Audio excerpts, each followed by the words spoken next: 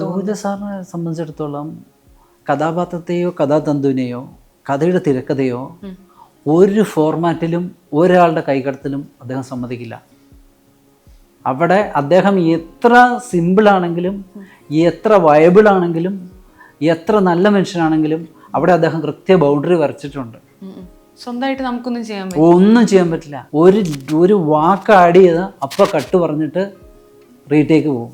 5 പ്രാവശ്യം റീടേക്ക്, 6 പ്രാവശ്യം എൻ്റെ റീടേക്ക് എടുത്തിട്ടുണ്ട്. ഒരു വാക്ക് ഒന്ന് ഇതായാൽ മതി.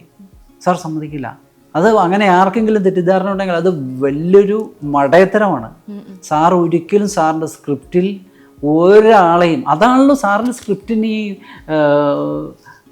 അദ്വിതീയ സ്ഥാനം ഇന്ന് നിൽക്കുന്നതിൻ്റെ കാരണം ഇദ്ദേഹം കഥാപാത്രത്തെ അല്ലെങ്കിൽ ഈ കഥയെ സ്വാംശീകരിച്ച് ആ കഥയിലേക്ക് കൊടുത്തിട്ട് ആ കഥ അതിൻ്റെ പൂർണ്ണമായിട്ടുള്ള പ്രതിഫലനത്തോടു കൂടി ക്യാൻവാസിലേക്ക് വരുമ്പോൾ, സ്ക്രീനിലേക്ക് വരുമ്പോൾ ഒരിക്കലും അതിൽ കൈകടത്താൻ അദ്ദേഹം സമ്മതിക്കാത്തത് കൊണ്ട്, അദ്ദേഹം അതിൽ അടിയുറച്ച് നിൽക്കുന്നത് കൊണ്ടാണ് ആ കഥ ഇന്നും ഓരോന്നും അമരമായാലും കിരീടമായാലും അത് വിജയിച്ച് ഇന്നും തന്നെ നിൽക്കാനുള്ള കാരണം അതാണ്.